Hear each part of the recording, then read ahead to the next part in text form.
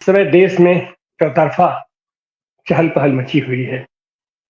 महाकुंभ चल रहा है, जिसको कि हमारे इवेंट की सरकार को तो हर चीज इवेंट उसको देखना होता है। तो इसको इन्होंने महाकुंभ को महा इवेंट बना करके रख दिया। और जिस तरीके से छीछालेदर हो रही है हमारे पूरी दुनिया के पैमाने पर देश में, वो आपके सामने है। इसी बीच हमारे यहाँ दिल्ली प्रांत का चुनाव हो रहा है और उसी के साथ उत्तर प्रदेश में मिल्कीपुर का भी चुनाव हो रहा है। इनको मालूम है कि जनता हमारे साथ नहीं है, इसलिए उसको ऐसे इवेंट से जोड़ते हैं कि उन सारी चीजों का असर पड़े चुनाव पर और इन्हें जहां तहां से वोट मिल जाए। फल ये हुआ है कि इन्होंने 5 तारीख को वोटिंग होनी है और 5 तारीख को मोदी जी ने महाकुंभ में स्नान करने की घोषणा की। अब आगे क्या होता है, क्या प्रोग्राम होता है, तो देखना पड़ेगा। उसके पहले इनका ये था कि पूरे देश के पैमाने पर बैनर, पोस्टर और अपनी होर्डिंग बड़ी बड़ी लगा करके पूरी दुनिया में मतलब ये प्रचारित करना था, देश में प्रचारित करना था कि ये लोग कितने धर्म सम्राट हैं।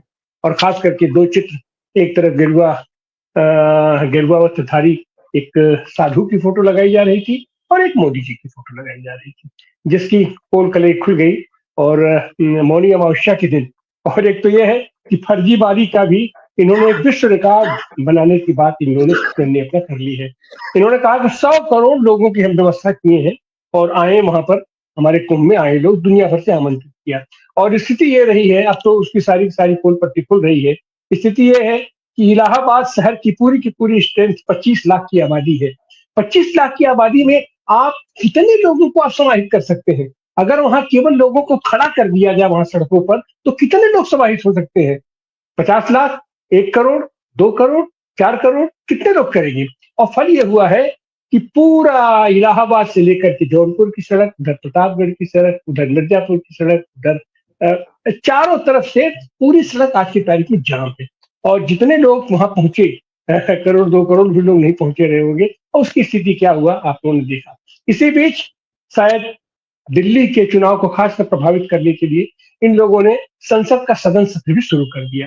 शुरू नहीं किया, 1 तारीख को ही इन्होंने बजट पेश कर दिया। बजट ही पेश नहीं किया, बजट में जिस तरीके के लोक लुभावन नारे उन्होंने दिया, और खास करके सुर्खियां इन्होंने बटोरने के लिए किया कि हम 12 लाख तक की आय वालों का हम इनकम टैक्स फ्री कर देंगे। अब सवाल है कि इनके फर्जीगिरी तो शुरू हो जाता है। सुर्खियां तो बन गई, हेडिंग तो बन गई कि साहब मध्य वर्ग को बिल्कुल पूरी राहत हो गई और दिल खोल दिया गया खजाना। लेकिन सवाल ये उठता है कि जब जिस देश में तुम 80 करोड़ लोगों को 5 किलो राशन दे रहे हो, तो वह जो 60 करोड़ लोग हैं, अपना 50 करोड़ लोग हैं, उसमें से ऐसे कितने लोग हैं जिनके पास 12 लाख पर ईयर की आमदनी है? तो ये सारी चीजें, और फिर उसके बाद देखें, इन सारी चीजों के बाद जिस तरीके से दुर्गत हुई है, भद्द पीटी है। और यह बार शायद इस बार की संसद सत्र पहली बार ऐसा हुआ है कि विपक्ष के किसी प्रश्न का जवाब इनके पास नहीं है। और विपक्ष के नेता, चाहे राज्यसभा में विपक्ष के नेता खड़गे जी हों, चाहे लोकसभा में विपक्ष के नेता राहुल गांधी हों, चाहे ये समाजवादी पार्टी के नेता अखिलेश यादव हों, चाहे ये भाकपा माले के नेता राजे राम सिंह हो, इन लोगों ने जो जो चीजें सामने रखी हैं उनका इनके पास जवाब नहीं है। और ये लोग बगले झांक रहे हैं। और इतनी बड़ी त्रासदी हुई है हमारे हमारे देश में, इलाहाबाद में, और जिनको कि आज तक भी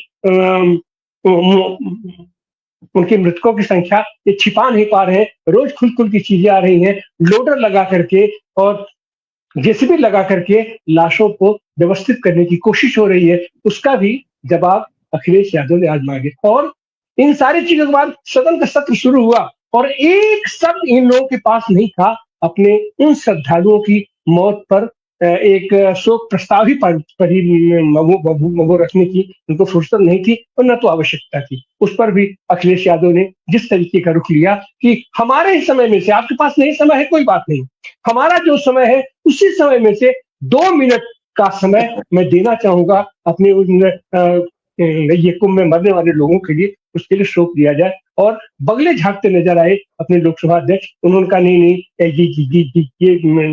ये हमारा अधिकार है, हम इस पर चर्चा करेंगे, हम इस पर प्रस्ताव लाएंगे। तो आज 4 दिन सदन शुरू हुए हो गया, अभी तक आपको याद नहीं था कि उनके प्रति श्रद्धांजलि व्यक्त की जानी थी। हर प्रश्न पर संसद में सन्नाटा है, संसद सन्न है।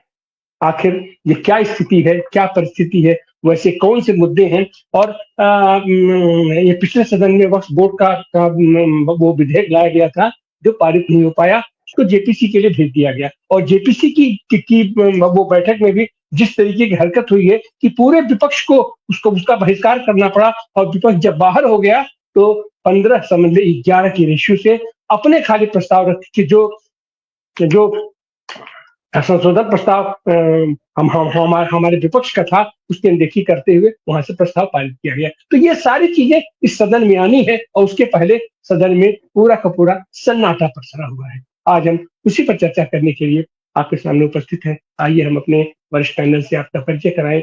हमारे साथ मध्य प्रदेश हाईकोर्ट के वरिष्ठ अधिवक्ता और भारतीय कम्युनिस्ट पार्टी के मध्य प्रदेश के स्टेट सेक्रेटरी अरविंद श्रीवास्तव जी हैं। आपका स्वागत है अरविंद श्रीवास्तव जी। हमारे साथ उत्तर प्रदेश समाजवादी पार्टी के नेता और पूर्व एमएलसी शशांक यादव जी हैं। आपका भी स्वागत है शशांक यादव जी। और हमारे साथ राजस्थान से वरिष्ठ पत्रकार डॉक्टर रवि यादव जी हैं। आपका स्वागत है। और हमारे साथ जुड़े हैं पंजाब विश्वविद्यालय में राजनीति विज्ञान के प्रोफेसर मोहम्मद खालिद साहब। राजनीति विज्ञान के विद्यार्थी के लिए अभी जो कुछ भी हो रहा है उसको आप कितना अपने अध्ययन को समृद्ध बनाने के लिए और एक राजनीति वैज्ञानिक के रूप में आप इन पूरी घटनाओं को कैसे देखते हैं? संसद में इतना हंगामा जबकि देश में बचा हुआ है और संसद बिल्कुल सन्नाटे में डूबी हुई है। संसद हमारी सन्न है। प्रोफेसर मोहम्मद खालिद। तिवाड़ी साहब, आपका बहुत बहुत धन्यवाद। देखिए, जब हम संसद की बात करते हैं तो संसद की जो पृष्ठभूमि है या संसद जिस बैकग्राउंड में काम कर रही है वो सारे का आंकलन करना हमारे लिए बहुत जरूरी है। सन्नाटा है, कोई जवाब नहीं है अपोजिशन के सवालों का, लेकिन इसके अलावा भी अगर हम देखें संसद की प्रोडक्टिविटी क्या है, क्या कर रही है, क्या बिलों की प्रॉपर स्क्रूटनी हो रही है, केवल सदन में ही नहीं बल्कि कमेटियों में भी। जैसे आपने कमेटी का जिक्र किया, जेपीसी का जिक्र किया, जितनी कमेटियां हैं संसद की वो मिनी मतलब वो बन गई हैं, तानाशाही की दुकानें बन गई हैं। संसद में तो तानाशाही है। तानाशाही ये है कि 17वीं लोकसभा में 70% अपोजिशन के एमपी जो थे वो सस्पेंड कर दिए। अब बताओ कहाँ सुना है आपने, किस डेमोक्रेसी में ये सुना है? आप ये देखिए कि जो कमेटियां होती हैं वो जान होती है संसद की या विधानसभा की। मैक्सिमम डिस्कशन वहां पे होती है और पार्टी लेवल से उठ करके अपेक्षित होती है कि डिस्कशन होनी चाहिए। 14वीं लोकसभा में जो बिल पेश हुए 60% बिल कमेटियों को गए डिस्कशन के लिए। 15वीं लोकसभा में जो थे वो 71% गए, लेकिन पिछली 17वीं लोकसभा में सिर्फ 16% बिल कमेटियों को सौंपे गए। यानी सिर्फ 16% बिल जो थे उन्होंने सोचा कि बाकी सब यहीं पर, क्योंकि हमारे पास मेजोरिटी है, हम अपनी मर्जी से पास करेंगे। क्रिमिनल जो हैं 2004 में 24% थे, 2009 में 30% थे, 2014 में 34% थे और 2019 में 43% वो एमपी जिनके क्रिमिनल केस पेंडिंग हैं। और इसी तरह से मनी बिल का पास होना, यानी हर बिल को मनी बिल बना करके उसमें जो क्लासिफिकेशन होती है स्पीकर द्वारा वो करके उसको राज्यसभा से बिल्कुल अलग कर देना। लोकसभा में पास हो गया, राज्यसभा के लिए इतना जरूरी नहीं है। गवर्नमेंट की और अपोजिशन की जो दुश्मनी है, मैं दुश्मनी ही कहूंगा, वो इतनी जबरदस्त हो चुकी है कि रूलिंग पार्टी अपोजिशन का कुछ भी सुनने के लिए तैयार नहीं है। वो कहते हैं जो हम कर रहे हैं वो फाइनल है, आप जो है आपके ऊपर तो हम मुकदमे करेंगे, प्रिविलेज मोशन करेंगे, आप थोड़ा सा बोलो तो सही, एक शब्द जो है उसको पकड़ करके, जैसे अभी हुआ है उस पर सोनिया गांधी पर, वो कहती है प्रिविलेज मोशन करो। उसने एक अंग्रेजी का एक अडेज बोल दिया कि पुअर थिंग, वो हम भी कहते हैं कि यार बेचारा क्या बोलता, और वो लेकिन उनके ऊपर मुकदमे कर दो, उनके ऊपर उनको चुप करवाना है। उस चुप करवाने में जड़े इंपॉर्टेंट बिल हैं, चाहे वो वुमेन रिजर्वेशन बिल हो, चाहे जी एंड के रीऑर्गेनाइजेशन बिल 2 दिन में पास कर दिया गया। इसी तरह से ऐसे बिल हैं तकरीबन जो 1 घंटे की डिस्कशन में पास कर दिए गए। Within 1 hour bill were passed, क्योंकि मेरे पास मेजॉरिटी है। हम एक मेजॉरिटेरियन स्टेट चला रहे हैं, हम एक मेजॉरिटेरियन पार्लियामेंट चला रहे हैं, इसलिए आपकी कोई जरूरत नहीं है। और वहां पर सन्नाटा इसलिए भी है कि 0 आवर का जो है प्रॉपर इस्तेमाल नहीं होने दिया जाता। वहां पर सन्नाटा इसलिए भी है कि जो अपोजिशन है उसकी डिसयूनिटी का भी फायदा उठाया जाता है और अपने आप को एकत्रित रखने के लिए क्या क्या वो किया जाता है। मैं आपने रेफरेंस दिया इसका बजट का।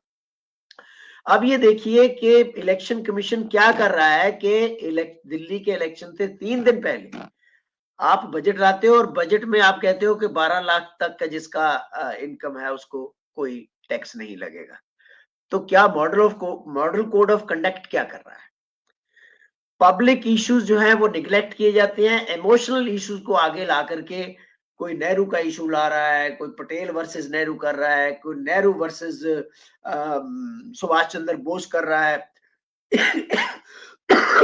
ये चीजें हमारे लिए इंपॉर्टेंट हैं। पब्लिक इश्यूज जो हैं वो हमारे लिए कोई इंपॉर्टेंट नहीं है। इतने इंपॉर्टेंट बिल जो आपका आईपीसी सीआरपीसी को खत्म किया है, सीईसी की चीफ इलेक्शन कमीशन की अपॉइंटमेंट है, डिजिटल डाटा प्रोटेक्शन का बिल था, 3 फॉर्म लॉ थे जो वॉइस वोट से ही पास कर दिए, बाद में वापस लेने पड़े। तो तिवारी साहब सन्नाटा जो है वो पार्लियामेंट की पूरी फंक्शनिंग पे है, सिर्फ एक इशू के ऊपर नहीं, सब इशू जो है इस तरह से किए जा रहे हैं। हम कहते हैं कि डेमोक्रेसी, वो कहते नहीं हमारे डेमोक्रेसी है, देखो वोटें पड़ रही हैं, लोग वोट डालते हैं धड़ाधड़, देखो 67% वोट पड़े, 70% वोट पड़े, पर ये एक तरह की इलेक्टेड ऑटोक्रेसी है, ये डेमोक्रेसी नहीं है। जी